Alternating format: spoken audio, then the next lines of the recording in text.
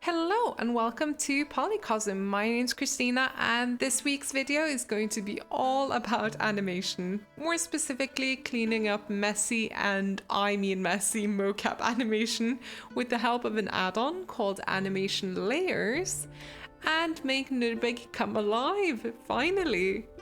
I'll be using the free Rokoko Studio Live add-on to retarget the motion capture footage, and I'll also be showing the full texture process and how I added wear and tear, dirt and stains to Nurbek's clothing using a little neat add-on called SMUDGR Pro. Before I start this video, I feel like I need to preface that I am in no way an animator, nor have I ever worked with motion capture footage before, so please excuse my lack of knowledge in this field. Most of what I do in this video is just quick and dirty way of animating a character and is intended as just a proof of concept rather than a final production ready thing. Regardless of that, I do hope you find this video educational. So yeah, starting off, if you did see my previous Nurbek video, I use a Kinect 2.0, which was originally made for the Xbox, and by purchasing an adapter, you're able to kind of connect that to a PC and do some extremely basic motion capture with it. Here's just a sample of what that process looks like. I'll release a more in-depth mocap focused video in the future, but basically I use the Kinect in combination with Brekel Body version 3, which does offer a free trial run, but I ended up buying the full version and it's honestly just the cheapest motion capture software out there and actually does the job fairly well. Once you manage to capture some footage, you just save it as a BVH file. And in Blender, you import that BVH. What you get is basically this skeleton that moves. But as you've probably noticed, the limbs are freaking out and the back isn't nearly as hunched over as it needs to be. Also, the arms are completely straight out. That's because I wanted to avoid limbs freaking out and I wanted to manually pose the arms. So all of this is exactly what we'll be fixing with the Animation Layers add-on. Now, this add-on doesn't implement new features, but rather uses the information in the NLA editor, which is basically an animation editor, and lays it out in a really neat and compact UI. So you don't really have to go in and tweak much in the NLA editor itself. You can do it all directly from the viewport, which is very handy. Let's start with retargeting the motion capture footage. Rokoko, which deals with professional grade motion capture suits and equipment, recently released a fantastic free add-on which lets you basically choose a source animation, which in our case would be the imported BVH, and lets you retarget that onto a rig of your choosing. You basically just press build bone list and it automatically matches the bones. If one of the slots are empty, all you need to do is just write in the correct bone. If your rigs don't completely match up and you have a few extra bones, it's okay to leave that blank. It won't break your rig, it just won't animate that particular bone. So let's retarget and see what kind of monstrosity we have on our hands. Yep, absolutely horrid. So like I mentioned in my previous video, we'll have to adjust the spine in particular so that the overall design of Nurbek looks correct.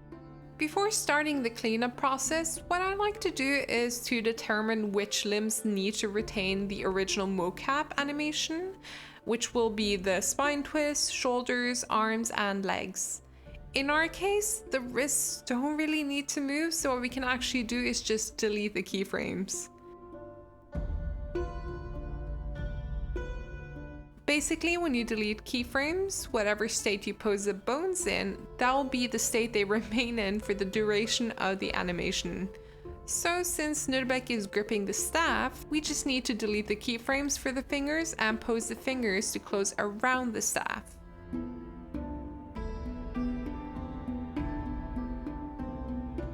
So what do we do if we want to retain some of the information of the motion capture but kind of tweak it somewhat? That's where animation layer comes in. Okay, let's look at the legs here. Notice how they're twisted outwards in a super wide stance? What if we want to keep the motion of the thighs going up and down, but turn the legs inwards? If we delete the keyframes, they'll be completely motionless. In animation layers, press new animation layer. I'm going to call it tweak, and if I now rotate the leg and press I in the viewport to insert the keyframe, we get an error message. The first time I got this, I spent ages trying to figure out what the problem was. What I did to solve this was go to Pose, Animation, and change keying set. I set it to rotation since that's mostly what I'll be using. Insert the keyframe now with I, and we get a little keyframe dot to confirm this action. Now, if we play the animation, you'll see that the leg is twisted inwards. We'll have to do this for a lot of the body parts, but let's do this for the spine too, so Nurbek looks a little less goofy. As for the feet, since he won't really be moving them a lot, let's delete the keyframes here as well and rotate them so that they're facing the right way.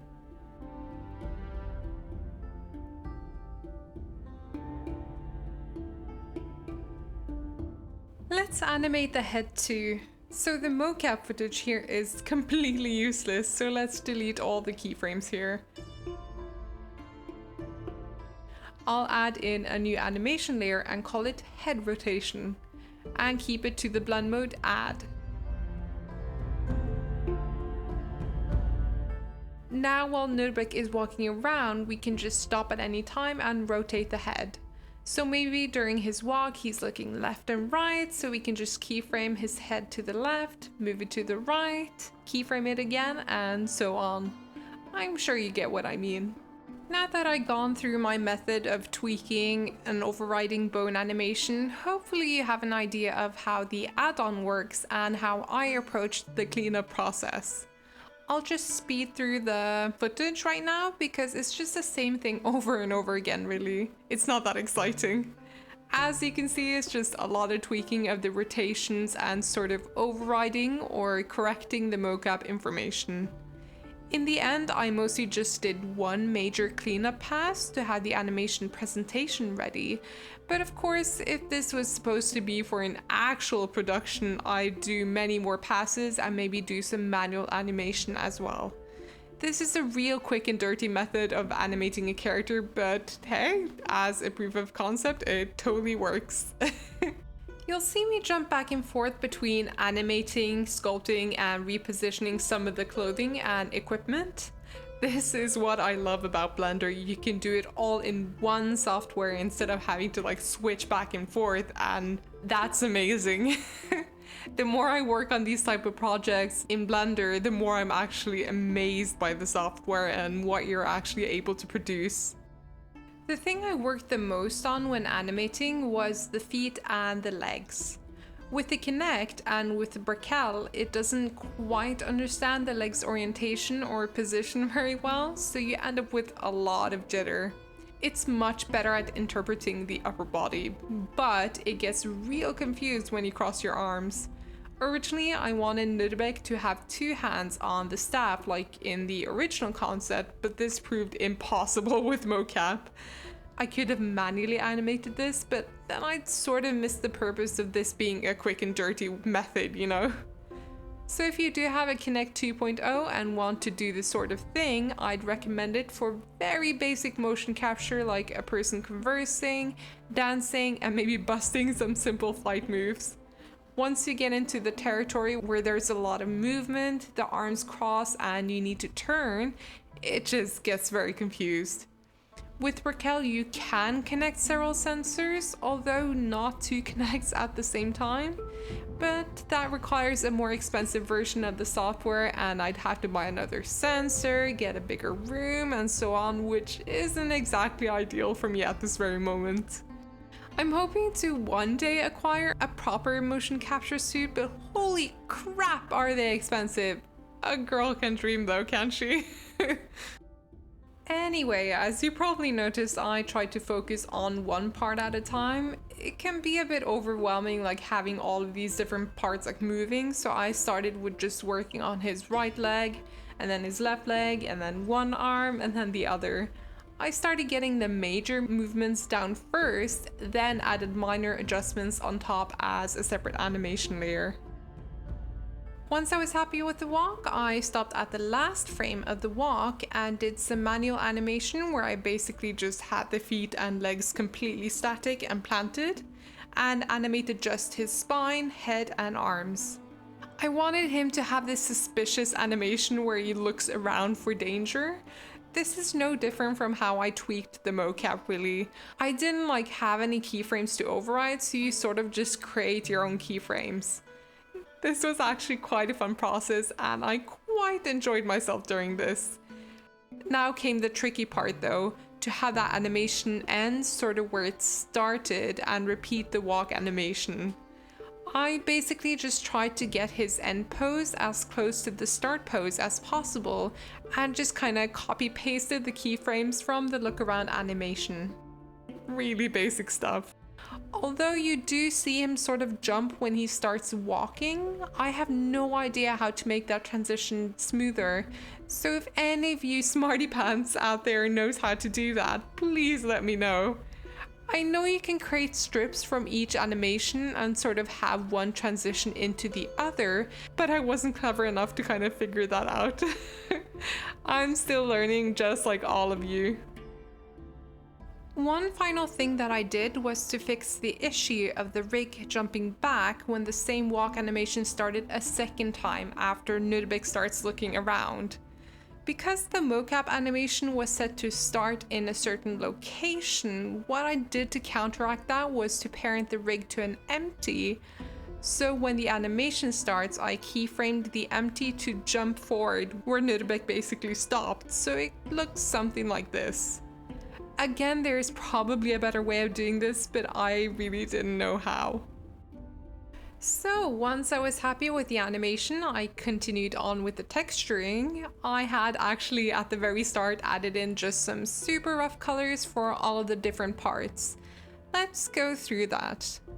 Nothing too exciting here, just a basic principled BSDF for each body part with base colors to match the original concept. I actually color sampled directly from the reference image and then made the colors more saturated. I'll just let the time lapse play out for a bit to show this full process. Or well, not full process, but at least a little bit of it so you get an idea of what I did.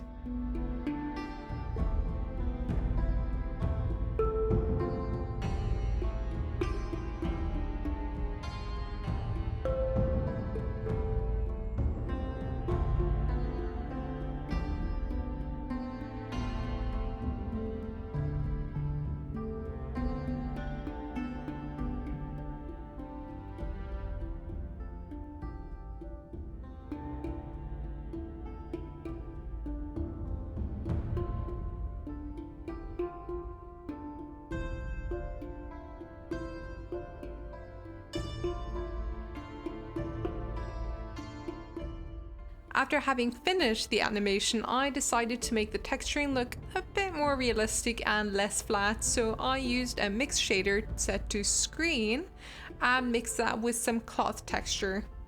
As you can probably see, this worked for some parts like the hip, cloth and headscarf, but not for the hat. So to fix that, I basically just chose to UV project the texture until I got something that looked a bit better. As for the purple cloth, in the original concept, Omrajan had drawn a cool yellow swirl pattern, so I actually asked him to replicate that and create a tileable texture I could drop in for the purple parts.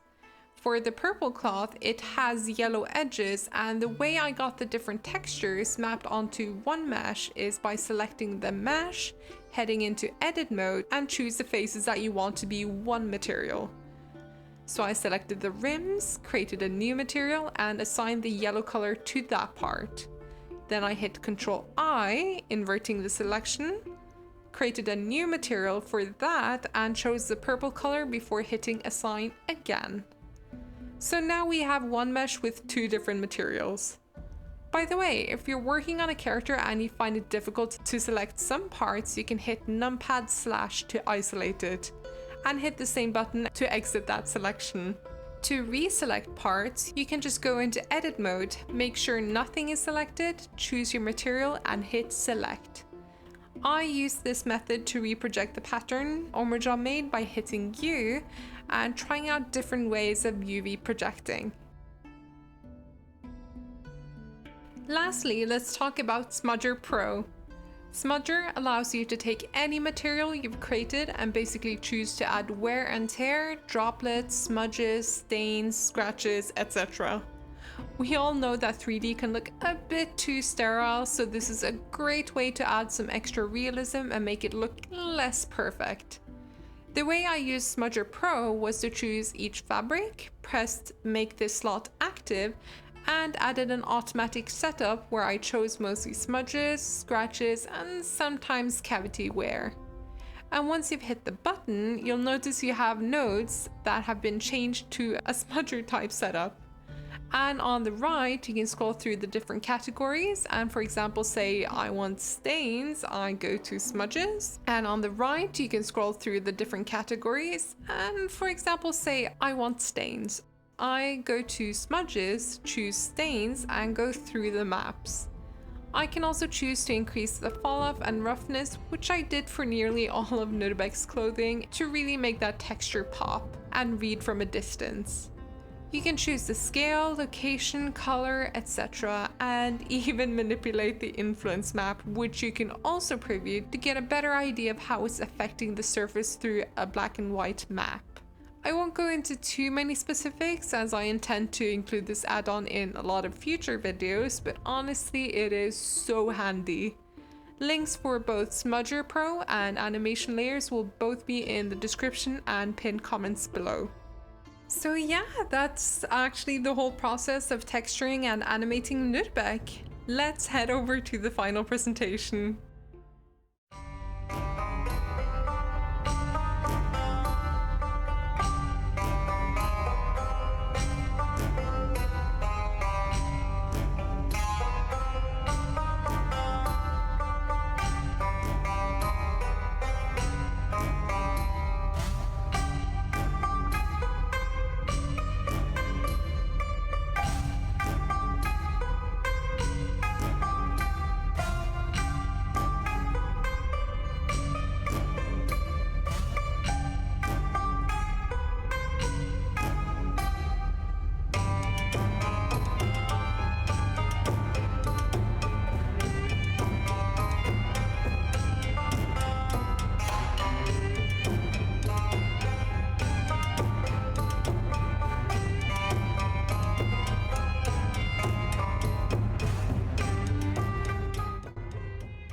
Oh, it's so cool to finally see him come alive. The animation isn't perfect at all and he's still floating quite a bit, but this totally works. I'm so pleased. If you have any suggestions on how this workflow can be improved, do let me know. I am always open to feedback. But I mean, for my first ever animation attempt, not too shabby if I do say so myself. Now all that's missing is just the fireflies and the surrounding environment, and we'll be wrapping up this whole project. Thanks so much for watching, guys. Despite my struggle while learning this new thing, I hope you managed to make sense of my workflow and learned a thing or two in the process. Next week, we'll be putting this project on hold for a couple of weeks while we release a storyboarding tutorial and a new series we're calling Side Quests, so that's gonna be very exciting. Bye, guys.